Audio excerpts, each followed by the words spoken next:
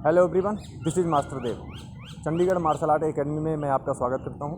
तो आज मैं बात करूंगा मार्शल आर्ट के बारे में कि मार्शल आर्ट क्या है। एक्चुअली मार्शल आर्ट हमारी बॉडी के द्वारा किए गए क्रियाकलापों का वो समूह जिससे कि हम आत्मरक्षा करते हैं वो मार्शल आर्ट कहलाता है। मार्शल आर्ट हम क्यों सीखें?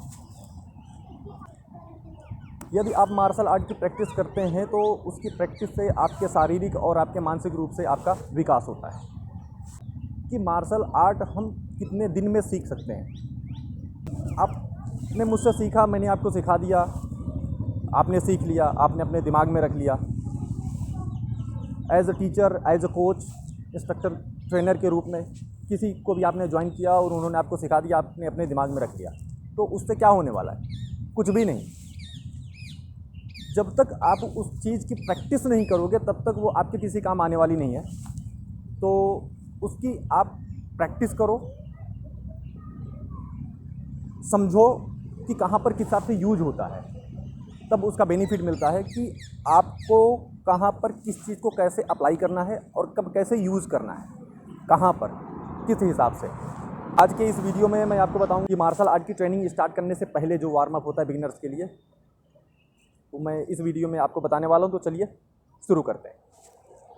ये बिगिनर्स के लिए वार्म अप है जो कि ट्रेनिंग स्टार्ट करते हैं या जो जिम वगैरह ज्वाइन किए हुए हैं अभी नए नए, उनके लिए है ये। तो इसमें थोड़ी सी स्ट्रेचिंग होती है और कुछ रोटेशंस होते हैं और कुछ एक्टिविटी होती है, तो उसके बारे में मैं एक एक करके बताऊँगा आपको। तो सबसे पहले हम स्ट्रेचिंग करेंगे थोड़ी सी, जो कि अलग अलग पार्ट्स के। तो सबसे पहले हम अपने हाथ से स्टार्ट करेंगे। तो जैसे कि अभी हमारा ये हाथ है और हाथ का पंजा, तो पंजे को हम जस्ट सामने की तरफ करते हुए अभी हमारी हथेली जैसे कि डिवाइस की तरफ है, कैमरा की तरफ है, तो हथेली को सामने की तरफ से पकड़ के एक दूसरे के ऊपर रखा हाथ और हल्का सा प्रेस किया। इसको तोड़ना नहीं है, सिर्फ स्ट्रेच के लिए।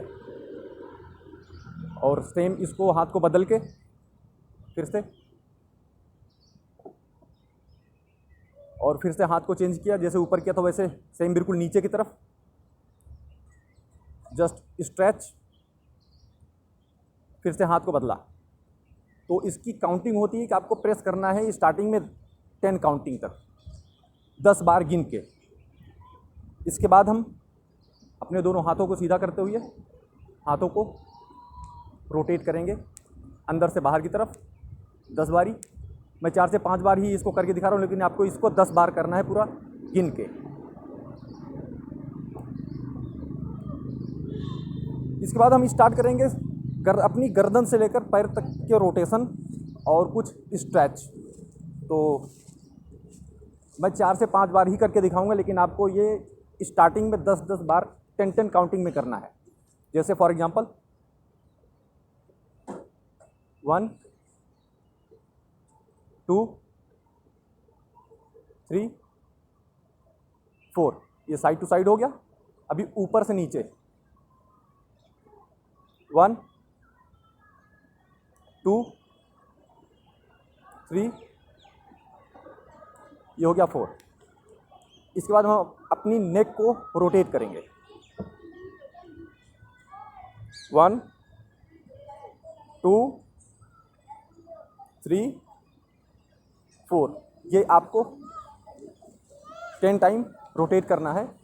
फिर से वापस 10 बारी 1 2 3 4, ये भी आपको 10 टाइम करना है। इसके बाद हमारी बारी आती है हमारे शोल्डर की।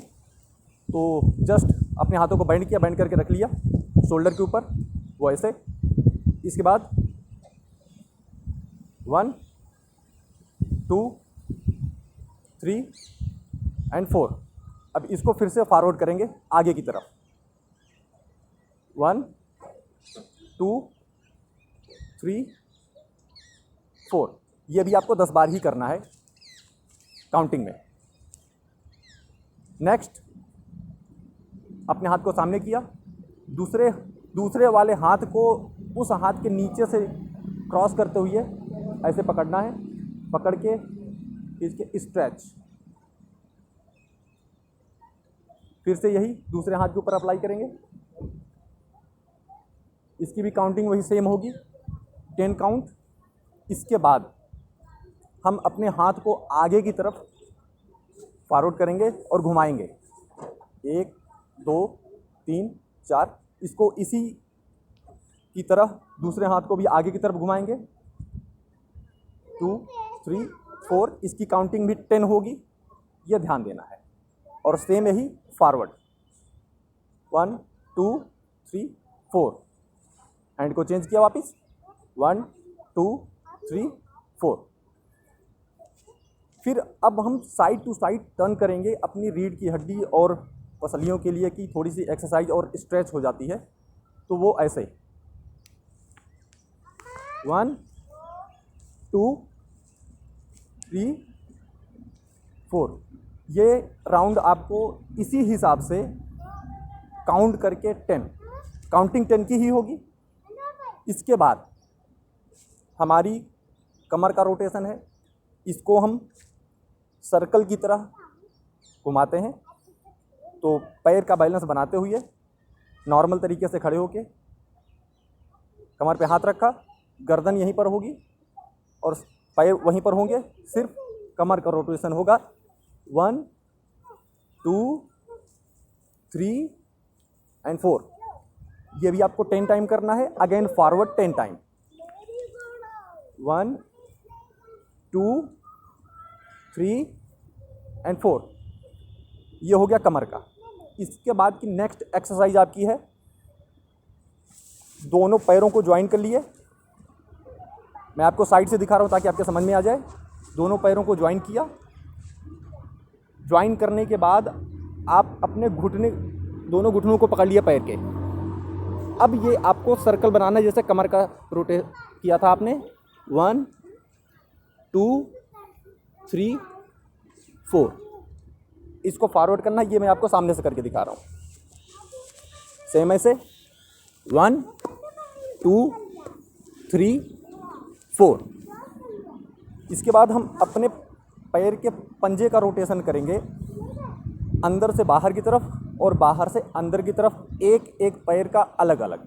वो ऐसे पैर को उठा लिए, दूसरे पैर के ऊपर बैलेंस को बनाते हुए 1 2 3 4। फिर पैर को चेंज कर लिए। स्टार्टिंग में बिगिनर्स को प्रॉब्लम होती है कि बैलेंस वगैरह ख़राब होने की, तो इसकी काउंटिंग भी 10 10 की ही होगी स्टार्टिंग में। बाद में इसकी काउंटिंग को हम बढ़ाते हैं। अभी इसको फॉरवर्ड करना है जैसे कि मैंने आपको बताया कि पहले अंदर से बाहर, फिर बाहर से अंदर, या अंदर से बाहर, out to in to out. वो अपने हिसाब से, अगर बैलेंस इसमें ख़राब होता है तो किसी चीज़ का सहारा ले सकते हैं। पेड़ हो गया, कुछ भी हो गया, चेयर हो गई, किसी भी चीज़ का सहारा ले सकते हैं। उसके बाद बैलेंस धीरे धीरे इंक्रीज होता है। इसमें जल्दबाजी नहीं करना है और ज़्यादा खिंचाव नहीं करना है क्योंकि स्टार्टिंग होती है। इसके बाद की नेक्स्ट एक्सरसाइज है आपकी, ध्यान से देखिए।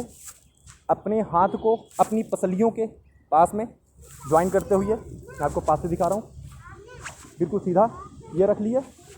रखने के बाद अपने हाथ के इस फोरआर्म को बिल्कुल ज़मीन के पैरेलल, इस हिसाब से साइड से इसलिए दिखा रहा हूँ कि समझ में आ जाए। इसी हिसाब से आपके दोनों हाथ होंगे, दोनों हाथों के बिल्कुल हिसाब से किया। और अब अपने दोनों पैरों के घुटनों को इन हथेलियों में टच करना है। वो ऐसे ऐसे, हाथ नीचे नहीं जाएगा। ये इसी हिसाब से चलेगा, लेकिन जल्दी जल्दी, वो भी जंप लेकर।